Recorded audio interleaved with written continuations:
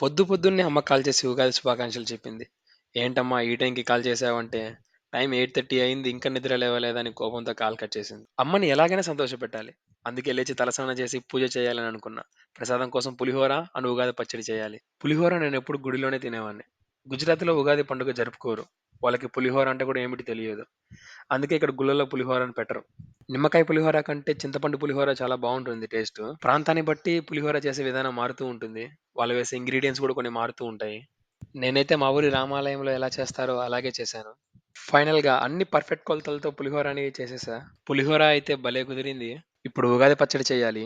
ఉగాది మన తెలుగువారి new year. మన జీవితం కూడా ఈ 6 రుచుల్లాగానే ఉంటుంది. ప్రతిరోజు ఒకేలా ఉండదు. ఒకరోజు చేదుగా ఉంటే మరో రోజు తియ్యగా ఉంటుంది. ఎప్పుడు ఏం జరిగినా ధైర్యంగా ఎదుర్కోవాలి. ఫైనల్‌గా ఉగాది పచ్చడి చేయడం అయిపోయింది. పూజ కూడా అయిపోయింది. అదేంటో పూజ చేస్తే ఇంట్లో ఒక వైబొస్తుంది. అమ్మ తప్పకుండా సంతోషపడుతుందనుకుంటున్నా. అందరికీ హ్యాపీ ఉగాది.